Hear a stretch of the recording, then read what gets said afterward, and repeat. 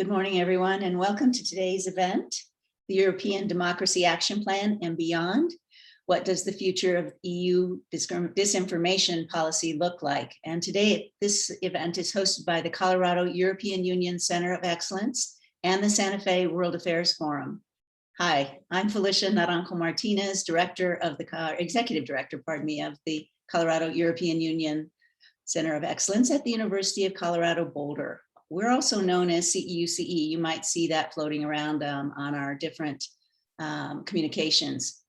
Our aim is to foster links between the United States Mountain West and the European Union by promoting mutual understanding and engagement among students, educators, researchers, policymakers, business and legal practitioners, and the general public.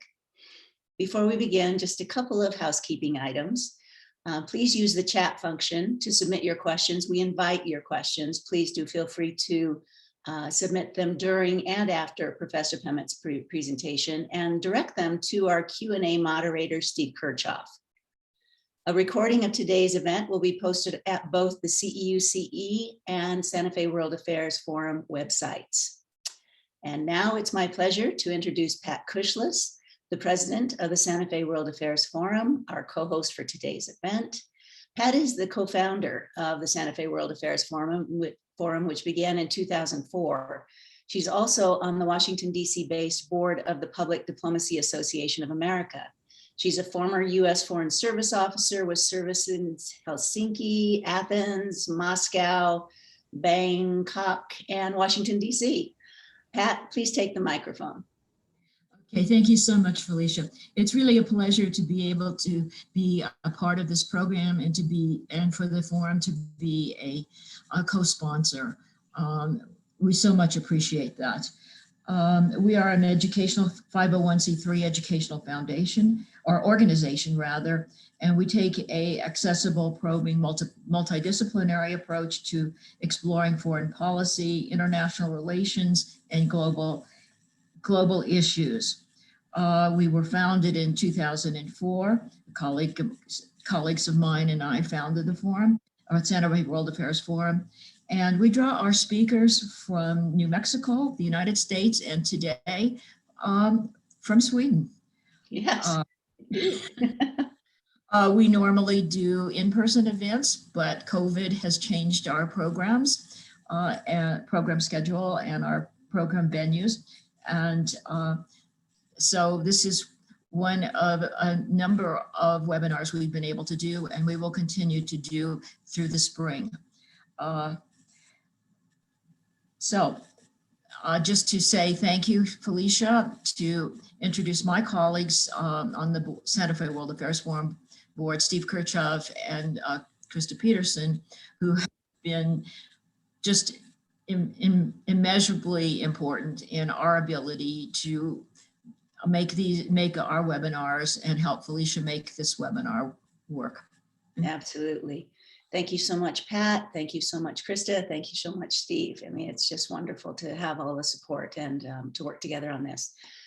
It's now my honor to introduce our guest speaker for today, James Pamment. He's an associate professor of strategic communication at Lund University and a non-resident scholar at the Carnegie Endowment for International Peace. Prior to joining Carnegie, he was special advisor to the European Center of Excellence for Countering Hybrid Threats and senior analyst at the Center for Asymmetric Threat Studies, a governmental think tank at the Swedish National Defense University. He's previously held research positions at the University of Texas at Austin, USC Center on Public Diplomacy, and Oxford University. Welcome, Professor Pamment. Thank you so much for joining us today. Let's see if we can get you on camera. There we go. And perfect. Can we hear you? Yeah. Hi, good morning, everyone. Thank you very much for that very kind introduction. And thank you so much for the invitation to speak to you. My plan is to speak for around 25-30 minutes, talking about EU disinformation policy, how we got to where we are now, and possibly start to get into some questions about what the future of disinformation policy looks like. And really, I wanted to begin just by reflecting on why we're doing this. Now, back in the old days, during the Cold War, you could seed a story, send it into a newspaper in some unfashionable region of a large country, get it published there. Then you could persuade a journalist somewhere else to pick up the story, and it would get carried. Hopefully it would get syndicated, and you could start to spread this information around using the media as your kind of mechanism, your lever to get the information out there. 5 or 6 years ago, it started to look more like the picture on the left.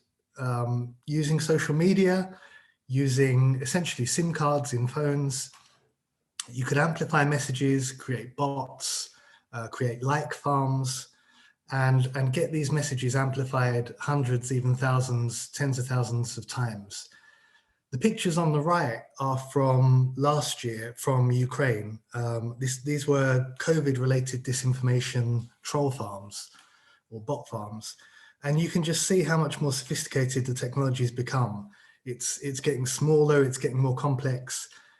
And instead of having rooms full of phones, now it's just these small machines. And I'm sure in 5 or 10 years, the capacities will become even greater. And of course, it's creating tremendous problems for the platforms that we rely on when we share messages with our friends, or if we want to get news from among our networks or join interest groups. At the beginning of 2019, Facebook started to disclose how many fake accounts it was removing.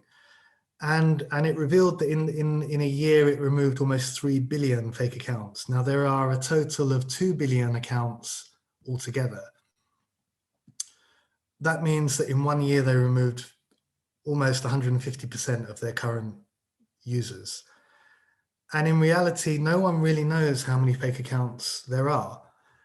Many of the accounts are being stopped while they're being created. So it's incredibly difficult to track this.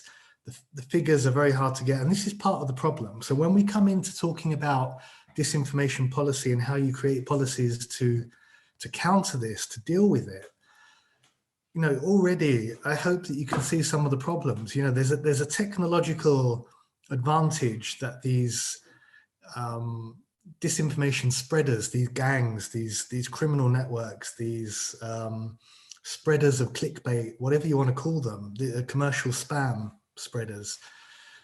There's a technological advantage that they have that's way beyond really what most of the people in the European Commission understand or are able to formulate policy responses for.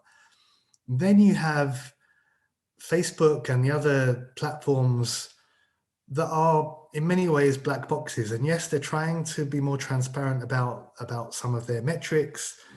But the reality is the policymakers don't really have those figures that you would want to have to help you make a decision. And I think when we look back over the last few years of EU disinformation policy, what we're seeing is this kind of iterative attempt to better understand what the problem is, how it looks in today's modern social media environment, and also to develop policies that can work with platforms to find solutions. So let's go back to 2015 after the annexation of Crimea. The European Council reached some quite stern conclusions. There needed to be pushback against Russia. There needed to be an action plan on strategic communication, and a team called the East Stratcom Task Force was created as a response to this. And the objectives of the task force was communication of EU policies in the Eastern neighbourhood, strengthening media in the Eastern neighbourhood, the idea being that if Russian language media had an advantage and it was spreading disinformation, we need media pluralism as a solution. And then lastly, improved capacity to address and respond to disinformation activities. And in reality, what the East Stratcom Task Force started doing was they worked with NGOs and other civil society organizations across the EU and asked them to send in, and also in the Eastern neighborhood, and asked them to send in examples of disinformation,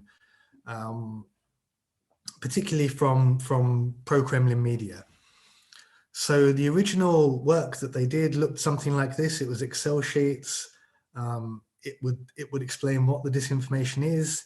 It would have links to the story where you can find it, and hopefully there would be some kind of disproof as well linked to it. But it was a very haphazard affair in some respects, because the quality of what was sent in depended on how engaged the civil society partners were. So if you had a lot of people really active in Georgia, there would be a lot of stories from Georgia, but there may be nothing from Hungary because there weren't very many active civil society groups. But this was the starting point of EU disinformation policy. This was where things started to happen. And the really interesting thing about this is that really it was a media campaign. So yes, it was countering disinformation. Yes, it was doing some elements of fact-checking, certainly debunking false stories. But it was designed pretty much as an awareness-raising campaign to push back, to embarrass Russia, to reveal some of the methods that pro-Kremlin media were using, and to, in some respects, ridicule the stories that were being spread. And it was driven by a guy called Jakub Kalinski, who's very much kind of the energy behind this. It was very much his baby, with a few others, starting the East Stratcom Task Force. The idea was that they would really do things, really create something. And this is still ongoing now. So if you go to the EU versus Disinformation website, there are now more than 11,000 of these stories in a database that have been collected over the last 5 years or so. Following this, the first couple of years of EU versus Disinfo, the East Stratcom Task Force, was very much about raising awareness, showing that something can be done, building the networks in the Eastern Partnership and building the networks among debunkers and fact checkers within the Eastern Partnership and EU so that they had increased capacity. During 2018, the discussion intensified and European disinformation policy took some rapid steps forward. It began with a consultation that the Commission launched and some high-level meetings with academics and others that involved a study of fake news. I always find this really interesting that when developing disinformation policy, even at this stage, 2017, 2018, they were still using the term fake news, even though everybody knows that you shouldn't be using that term. It probably at that point hadn't become discredited in the way it has now, but still it shows a problem of terminology that is still there actually, and we'll talk about that later. But there were some really interesting things that came out of this survey. I think it was a Eurobarometer survey. Basically 70% of the respondents were totally confident that they could identify disinformation or fake news, but 85% thought that it was a problem in their country. And I think it's really interesting because it speaks to this third person effect that you have in media studies. Same as like video game violence, this idea, well, it doesn't affect me, but I think it might be a problem for other people. And you can see here in this response, yeah, I think disinformation, fake news is a problem for other people, but I can spot it, no problem. And I think it says something quite interesting about how people view the problem. So this survey, I don't think gave a great kind of basis to create policy. I think it, if anything, adds to the problems in trying to differentiate what's the useful data and what isn't. Then they took steps to building the action plan, which was a pretty significant piece of work. And this came out eventually in 2018. And the action plan was about ad placements, so trying to stop people making money from spreading disinformation. It was about differentiating political advertising and issue-based advertising from regular posts on social media, because that was a problem during the 2016 US election, presidential election. dealing with fake accounts and bots, trying to improve research into these issues, and trying to improve mechanisms for consumers to understand whether news sources were in fact disinformation sources or genuine news sources. And this was supported by something called the Code of Practice, which was a voluntary agreement between the EU and the platforms, where the platforms agreed to be more transparent and to enter into some non-binding agreements that would basically take steps forward in improving how the platforms worked with the EU to solve this problem. And I'll talk a bit more about the outcomes of this now. As far as the Code of Practice itself, I did a piece towards the end of 2019 looking into how the different players were responding to it. So I spoke to the representatives from the platforms, I spoke to some researchers, I spoke to some people within the EU institutions, and tried to get a picture of everybody's perspective within this and how they thought the Code of Practice was working. And some of the things that came out of it were quite significant. Firstly, it became clear that the cross-sector relationships, so the relationships between the platforms, the EU, the member states, the researchers, hadn't quite become as smooth as one may have hoped. After a year of working together, the trust still wasn't quite there. They didn't really understand each other's perspectives still.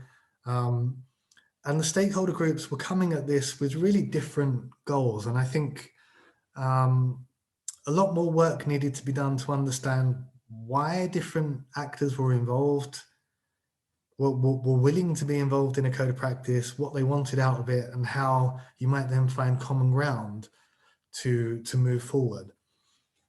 And one of the areas where there was possibly an opportunity to find common ground was in looking at impact evaluation, because nobody really understands, firstly, the impact of disinformation, and secondly, the effects of counter disinformation measures. So it seemed to me that there was a great opportunity to find common ground and bridge some of these differences by doing a kind of collaborative joint evaluation project. The other thing that they could work together on, where they hadn't really looked at, was this social media black market. Now, I showed you at the very beginning some pictures from these bot farms. This is an industry where you can legally buy likes, you can buy comments, you can buy views. It's quite cheap. You can buy accounts, and you can actually, if you Google buy Instagram likes, if you do it now, you'll get plenty of hits, and you'll find services that will sell you for $10, 100 likes, 100 comments, whatever it is that you're looking for. And actually, the platforms are facilitating this. So it's quite interesting. For example, you can Google buy YouTube likes, and then go onto YouTube and have your video boosted. So this video, for example, that you're recording now, if you want to raise the number of likes, give the impression that this talk was much more popular than it really was, for $100, you could make it seem like there was 1,000 people in the audience. And Google will show you that. Now, Google owns YouTube. So, you know, it's not just a case of governments deciding whether something should be legal or not. The platforms also have an obligation to participate in this. Facebook also advertises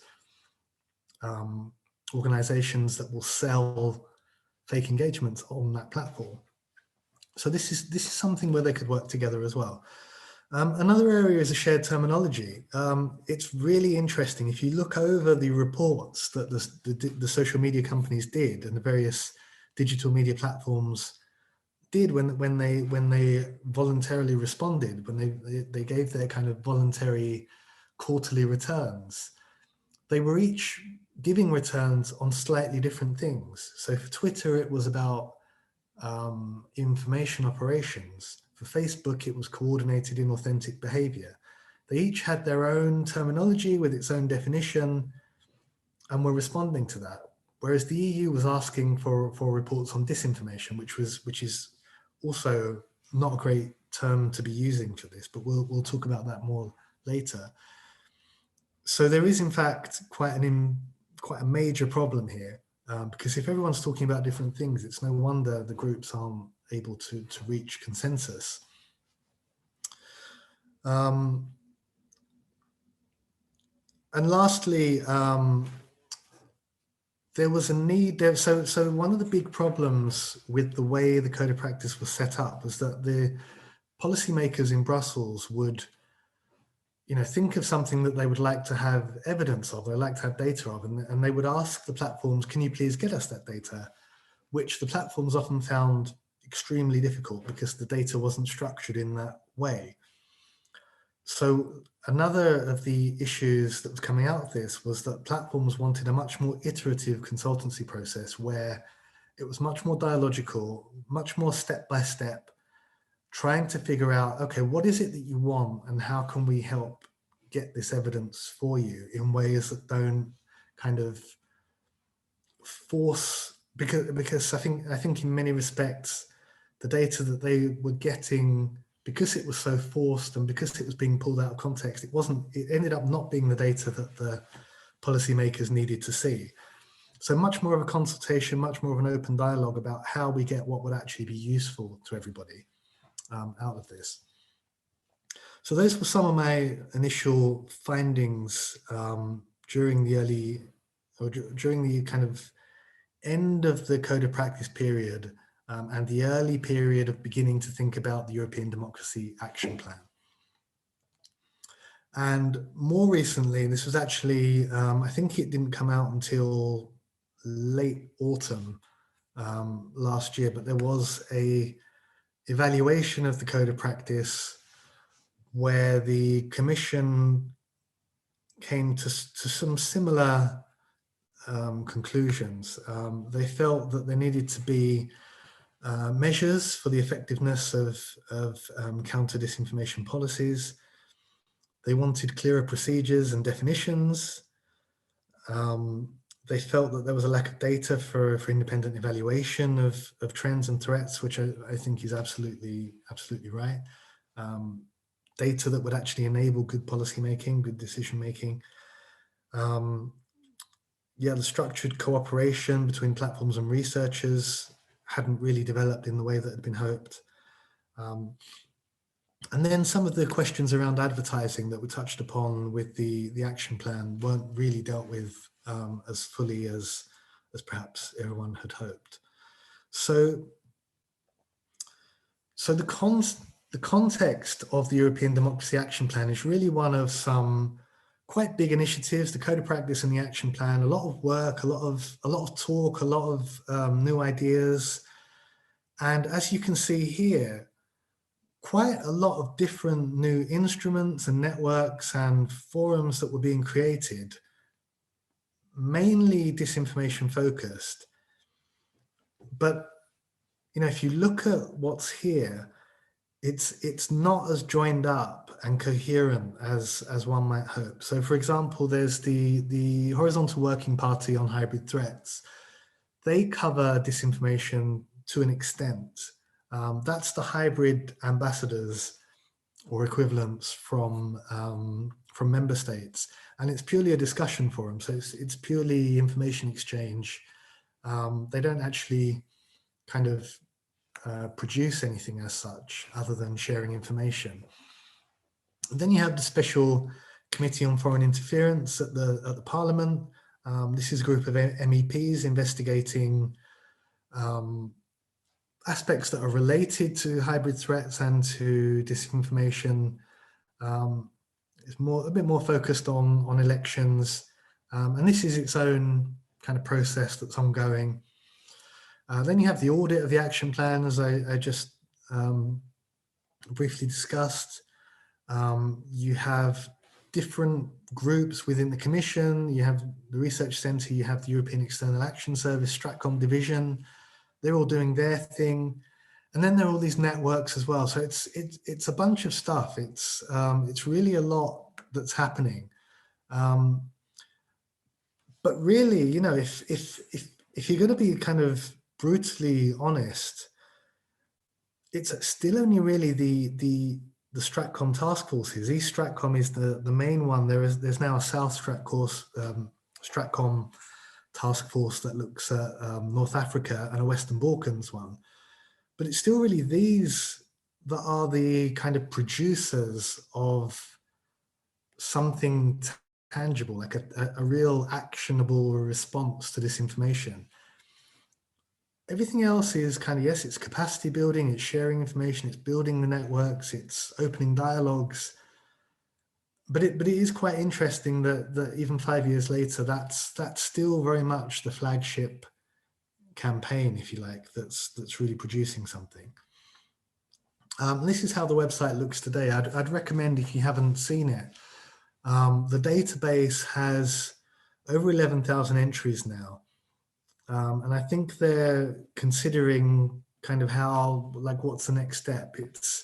It's in a really interesting position, because on the one hand, it's a campaign, it's an awareness raising campaign. They're picking examples to show how the disinformation works, often making fun of it or exposing it in entertaining ways. But also at the same time, they've now created such a huge database that it would be of interest to academics if it were more kind of systematically structured. The problem is, like, it's a sample of something, right? If you're going to use it in research, there's 11,000 examples of disinformation. It's a sample of something, but exactly what it's a sample of has changed over the 5 years it's existed, which makes it quite difficult to use in a kind of academic setting. So I think perhaps one of the next steps that they may be considering is how to make it more systematic and more useful to the research community.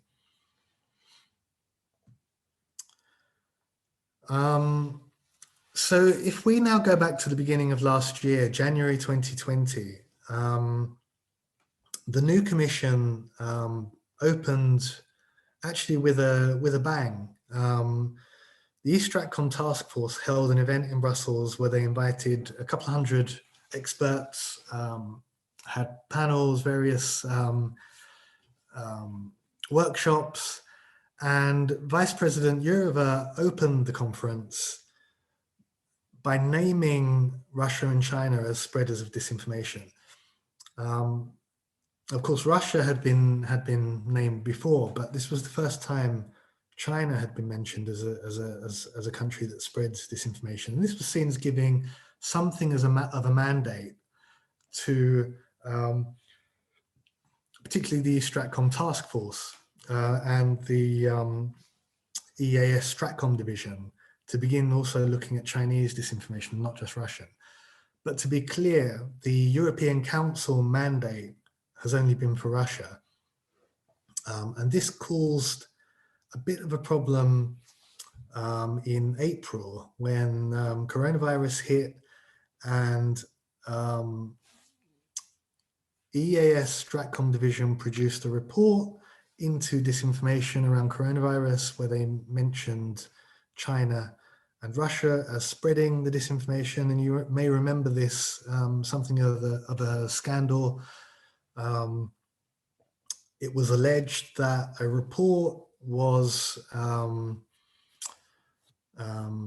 edited because Chinese representative complained that they were mentioned spreading disinformation. They made various threats, and allegedly the final report was watered down after this criticism. And I think this is a really key issue if we're talking about the future of EU disinformation policy, because without the mandate from the European Council to look at the disinformation that's spread by countries other than Russia, the institutions and the analysts are in a very weak position. So this kind of pressure can influence things in a very negative way relatively easily. Whereas if they had that mandate, it wouldn't be as easy to pressure them. So during this same period, I was asked by the European External Action Service to produce a non-paper for them for the European Democracy Action Plan, basically to lay out some policy options for them for Stratcom, EAS Stratcom divisions input into EDAP. And I had started working on it, and then coronavirus hit, this China scandal hit while I was writing it. So as it developed, it turned into 3 shorter reports that cover various aspects of the problem. And what I tried to do when I was working through this, and I should add that this involved a consultancy that took place over about 3 or 4 months of talking with EAS, with workshops, tabletop exercises. We brought in experts. We did a whole bunch of events. So this was not just like my ideas, but in many respects something that had been discussed probably by over 100 people participating in various ways. And what I kind of decided on was that the terminology has to go. Like, we can't keep talking about disinformation. Disinformation is a very narrow term. If you have a background in propaganda studies, like, disinformation is a specialist activity. The way it's being used by the EU, I understand why they chose it rather than using fake news, but it shouldn't be used as a catch-all for everything you don't like. There are plenty of other terms. So the first step is actually to differentiate between the terms. And when you do that, it opens up an opportunity to give ownership of those different terms to different EU institutions. So for example, if we distinguish misinformation from disinformation, so misinformation is false information that's shared without an intent. Disinformation, there's an intent to mislead. Misinformation is something that's really about the quality and integrity of public debate. It's a kind of democratic issue. It's something that can be solved with source criticism, with media literacy, with education. So why not give that chunk of the disinformation problem to the institutions who are involved with public education and with protecting public debate? Other elements such as, let's say, foreign interference, which is a much more serious issue, this belongs to the security services. This is essentially, if a hostile state is spreading disinformation and running a campaign against an election, for example, that becomes a security problem. That should be an intelligence-led problem, which means that the institutions involved with foreign affairs, so the European External Action Service, the institutions involved with intelligence, the hybrid fusion cell, they would be taking the lead on those issues. So separating the terminology into different parts also enables you to separate institutional ownership of the disinformation problem, spreading it out across the institutions and giving the opportunity to actually really coordinate resources and maximize the use of resources. Second thing that I thought was necessary for EDAP, the European Democracy Action Plan, is a new assertiveness. And I wanted to capture Jourova's bold statement in January, and to capture this idea that actually it's not enough just to keep like fact-checking and debunking disinformation. You have to make steps to deter someone from doing it. You have to make it more expensive for them to do it. You have to make it harder for them to do it. You have to warn them not to do it. Make these various steps. Now, this is difficult because the EU doesn't do deterrence. It's not part of their vocabulary. Deterrence is a NATO thing. If you're in Brussels, something NATO does, the EU doesn't go near it. But if you don't deter all then you're doing is playing whack-a-mole forever with whatever disinformation shows up. The third thing is that the consulting process that started with the code of practice needs to develop. So I define this in terms of non-regulatory interventions. That is to say, going a step beyond just voluntary agreements, but calling them non-regulatory interventions. It's not quite as legally binding as regulations, but these are agreements that should hold and that should have much more weight than the code of practice had. And I'll talk through some examples of what this might look like, because there are many problems here that can only be solved by the platforms. And then lastly, a regime of regulation, which is built fundamentally around auditing. And I'll talk a bit more about what that means. So in the second report, I talk about terminology. And in the end, I came up with 4 terms that I thought would be most useful. It's misinformation, disinformation, influence operations, which are essentially coordinated efforts by an organization with considerable resources who's running an operation, a campaign against you. So it's slightly more than disinformation. Disinformation might be something that an individual or a group with economic interests might spread, but these are relatively low-level things. An influence operation is more sophisticated. It involves more elements. It may also involve elements such as cyber attacks or other things within the hybrid spectrum. And then lastly, foreign interference, which is when a foreign state would be directly behind these activities, either doing it itself or sponsoring it or using proxies. So distinguishing the democratic problems from the security problems. Mis and disinformation are democratic problems. They can be solved essentially by strengthening and empowering democratic forces, strengthening the integrity of public debate. Influence operations and foreign interference are not things that individual citizens can protect themselves from alone without help.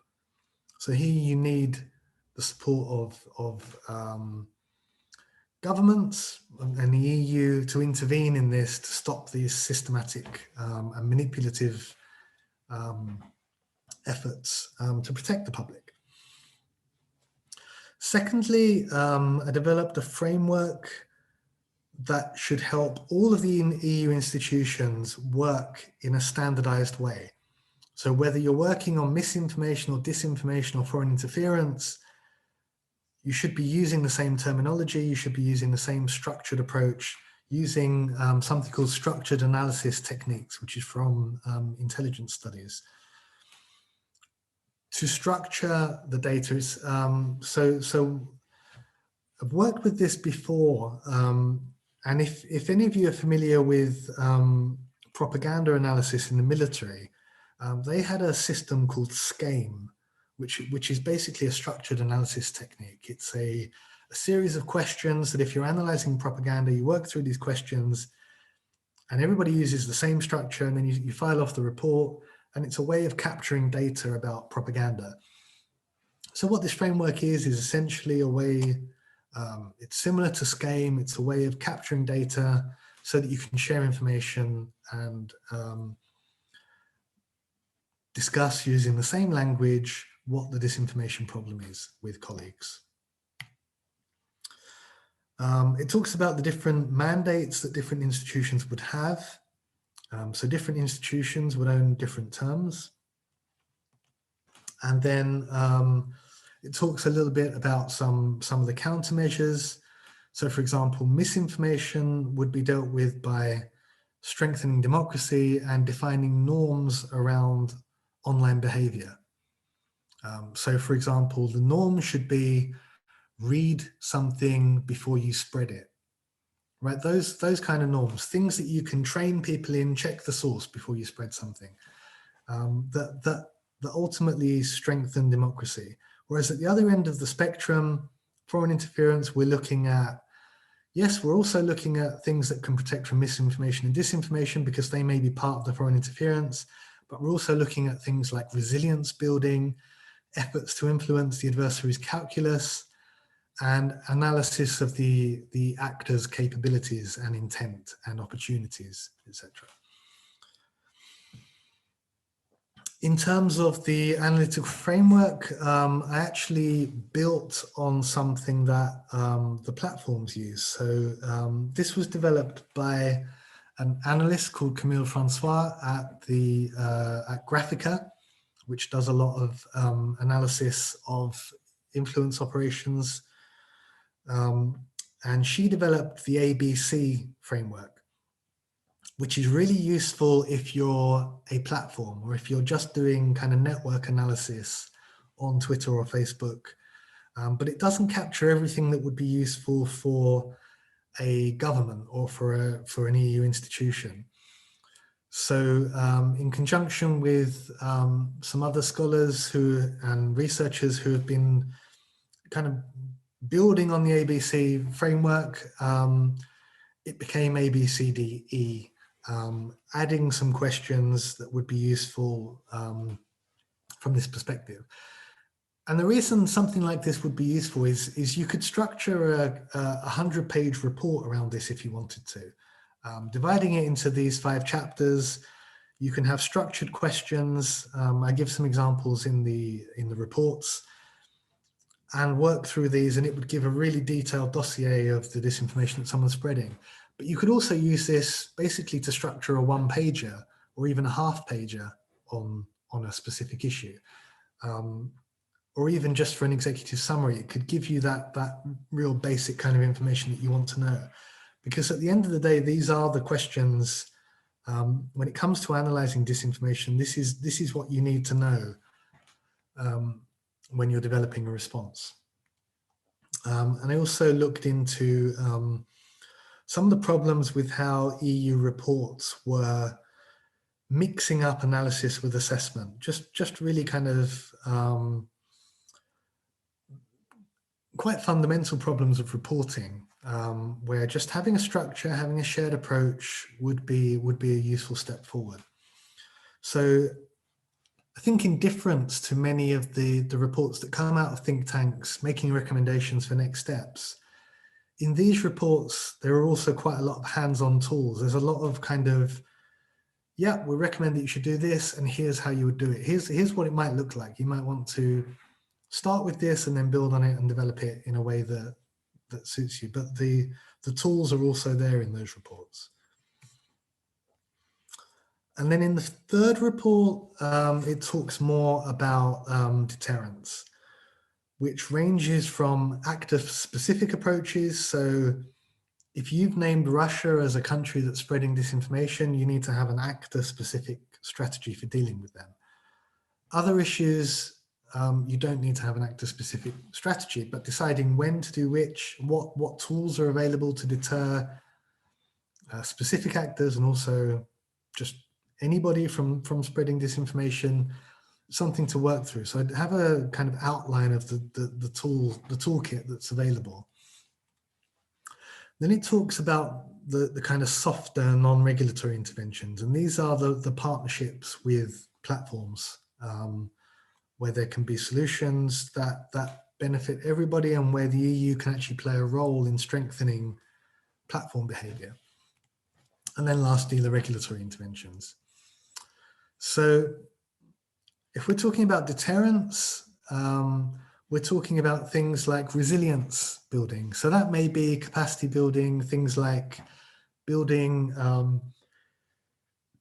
fact-checking capabilities, media literacy, training for journalists, strengthening media outlets in the Eastern Partnership, those kind of steps that just basically strengthen society, strengthen democracy. Then there's the opportunity within the EU to incentivize not spreading disinformation. So for example, Russia doesn't really like EU versus disinfo. Like they obviously find it quite embarrassing And as we saw, China didn't like it when they were mentioned as spreading disinformation. So there are incentives. If you stop spreading disinformation, we'll stop reporting that you're spreading disinformation. If you do this, we'll do that. So there, these are some of the kinds of incentives that are available to EU policymakers. Denial of benefits. This means removing whatever benefit the spreader of disinformation would have from doing it. So if they're spreading disinformation to make money, is there a way to remove those benefits, to demonetize spreading disinformation, demonetize clickbait, demonetize advertising, etc., etc. If you attribute somebody, so you go out with the technical evidence that proves that a certain actor was behind the spread of disinformation, that removes many of the benefits that they may have hoped to get from spreading it, because it absolutely embarrasses them. Denying capabilities. Here we're talking about removing the ability to do things. So it may be the ability to make money. It may be, I mean, the best example of denial of capabilities was something that Israel did a couple of years ago, where they found like a hacking, like a office block where hackers were based, and they just bombed it. That's denial of capabilities, right? You just remove the servers, you destroy them. But that's at the very extreme end of the spectrum. And then denial by punishment, and that's where you start talking about, sanctions, arrests, prosecutions, fines, all of these harder steps. In terms of the regulatory and non-regulatory interventions, on the non-regulatory side, platforms have a unique advantage over governments when it comes to countering disinformation. And that advantage is that disinformation will never be illegal in most countries. There have been laws in one or two European countries that are kind of very politically sensitive, but generally speaking, it won't be illegal to lie. It won't, you're allowed to lie. It's permitted. So the laws will never really completely stop the spread of disinformation, but platforms decide who gets to use their services. It's a bit like a restaurant that can say no shirt, no shoes, you can't come in. Like, they decide who gets to use their facilities. So platform terms of service are a really interesting area where, if the EU were to work with platforms to develop terms of service, they could do this within the boundaries of fundamental freedoms, within things like freedom of expression, freedom of thought, these real fundamental kind of building blocks of democracy, but work with the platforms to interpret what this would mean if you're trying to disincentivize disinformation on those platforms. And this would be great for the big platforms, Facebook, YouTube, Instagram, and so on. But it would be even more useful for smaller platforms that are emerging now, that in 5-10 years may become the new big ones. Because if the EU can get in there from the very beginning and help to shape terms of service very early on, that can have a tremendous benefit. And then things like promotion and demotion of content. You have the right to express yourself, but you don't have the right for your content to be amplified. And platforms can manipulate this in ways that you would never know. But again, this is something where the EU can assist with these kinds of processes. And there's plenty more. You can see these in the reports. Regulatory, really builds on auditing, but there are a number of steps, including like reaching consensus over what is the platform's duty of care for its users. that perhaps there needs to be some legislation coming out of the EU. So I'll finish very soon. I just wanted to just very briefly touch on EDAP itself. And what we got in December was a relatively short document with one very short chapter on disinformation, where it used basically the terminology that I'd proposed, and it suggested a number of steps that were along the lines of what I've been talking about over the last 20 minutes or so, but it didn't fill in any of the gaps. It's only outlined an intent to do this. So if we're talking about the future of disinformation policy, we're talking about something that's going to take a year, maybe 2 years to actually fill in all these gaps. And at the moment, it's unclear how these problems are going to be met. There's no real direction other than what's been given here. So there are many details to be fleshed out. We still don't know what the mandates are from the member states. That needs to be sorted out in the European Council. The Digital Services Act is a kind of comparative or a complementary publication that also came out in December.